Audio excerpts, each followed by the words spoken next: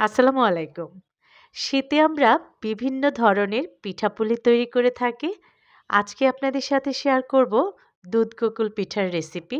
প্রথমে পিঠার পুর তৈরি করে নিতে হবে। ১ কাপ মুগ ডাল হালকা করে ভেজে নিতে হবে, একদম পুড়িয়ে ফেলা যাবে না।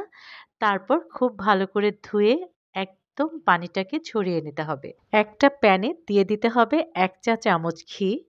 ঘিটা যখন একদম গলে যাবে তখন ধুয়ে রাখা মুগ ডাল দিয়ে দিতে হবে, আর পানিটাকে কিন্তু আমি খুব ভালো করে ঝরিয়ে নিয়েছি।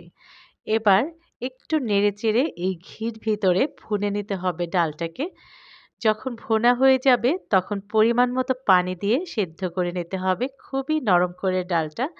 আর আপনাদের যাদের প্রেশার কুকার থাকবে তারা কিন্তু প্রেশার কুকারে দিয়েও এই ডালটা খুব ভালো করে সেদ্ধ করে নিতে পারেন। ডাল যখন এভাবে সেদ্ধ হয়ে একদম পানিটা শুকিয়ে যাবে তখন দিতে হবে চিনি। যার যার স্বাদ মতো আপনারা দিয়ে দিবেন। যে যেমন মিষ্টি খেতে পছন্দ করেন ওভাবে বুঝে চিনিটা দিতে হবে। যখন কিছুক্ষণ নেড়েচেড়ে নেওয়ার পর ডালের পানিটা শুকিয়ে যাবে আর কালারটা অনেকটা চেঞ্জ হয়ে আসবে, তখন দিতে হবে ১.৫ টেবিল চামচ গুঁড়া দুধ। খুব ভালো করে মিশিয়ে নামিয়ে নিতে হবে। ঠান্ডা হয়ে গেলে তারপর এটা পিঠার পুর হিসাবে ব্যবহার করতে হবে। তো দেখুন কতটা সুন্দর হয়েছে, একদম কিন্তু মাখা, মাখা হয়ে গেছে। আরেকটা চুলায় ২ কাপ পানির ভিতরে স্বাদমতো লবণ দিয়ে ফুটিয়ে নিয়েছি। এবার দিয়ে দিলাম ২ কাপ আতপ চালের গুঁড়া। ঢেকে দিয়ে ৫ মিনিট সিদ্ধ করে নিতে হবে। তারপর নেড়ে চেড়ে একদম মাখা, মাখা করে নিতে হবে। চুলার আঁচটা কিন্তু মিডিয়াম করেই এই কাজটা করবেন। তারপর অন্য একটা পাত্রে ঢেলে হাতটাকে পানি দিয়ে এভাবে ভিজিয়ে, ভিজিয়ে একটা ডো তৈরি করে নিতে হবে। যখন ডোটা তৈরি হয়ে যাবে তখন একটা পিঁড়িতে সামান্য একটু তেল মেখে বড় একটা রুটি বেলে নিতে হবে। রুটিটা খুব বেশি পাতলাও হবে না, আবার একদম মোটাও হবে না। তারপর একটা স্টিলের গ্লাস দিয়ে কেটে নিতে হবে। এটা কিন্তু আপনি একটা কোনো ধারালো কৌটার মুখ দিয়েও করতে পারবেন। এবার একটা রুটি প্রথমে নিয়ে চতুর্দিকে সামান্য একটু পানি ভরিয়ে ভিতরে পুর দিয়ে দিতে হবে, যেটা আমরা ডাল দিয়ে তৈরি করে রেখেছি। এই পিঠাটা কিন্তু দারুণ মজা খেতে। আপনারা বাসায় অবশ্যই এবার শীতে ট্রাই করবেন। আরও একটা রুটি উপরে দিয়ে এভাবে খুব ভালো করে বন্ধ করে নিতে হবে, না হলে কিন্তু পিঠাটা খুলে যাওয়ার সম্ভাবনা থাকবে। তো দেখুন কতটা সুন্দরভাবে আমি লক করে নিয়েছি চতুর্দিকে। একটা চা চামচের পেছন সাইড দিয়ে এভাবে ডিজাইন তুলে নিতে হবে। খুবই সুন্দর একটা ডিজাইন হবে। দেখুন কতটা সুন্দর হয়েছে। এভাবেই সবগুলি বানিয়ে নেওয়ার পর পরিমাণ মতো প্যানে তেল দিয়ে মিডিয়াম গরম করে একে, একে পিঠাগুলি দিতে হবে। আর চুলার আঁচটা কিন্তু মিডিয়াম করে পিঠাগুলি ভেজে নিতে হবে।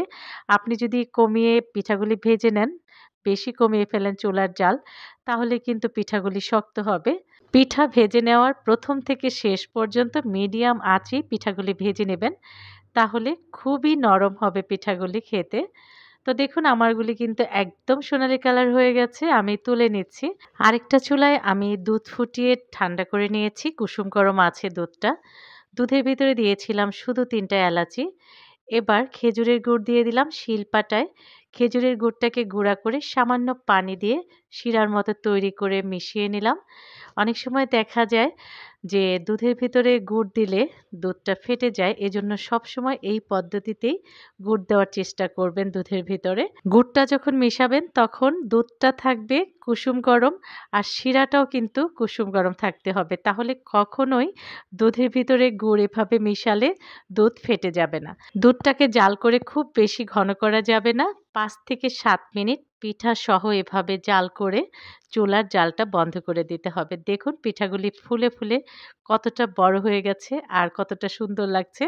তো আজ এই পর্যন্তই। যারা YouTube থেকে আমার ভিডিওটি দেখছেন, প্লিজ, প্লিজ, প্লিজ আমার চ্যানেলটিকে সাবস্ক্রাইব করে আমার পাশে থাকবেন, লাইক, কমেন্টস করবেন।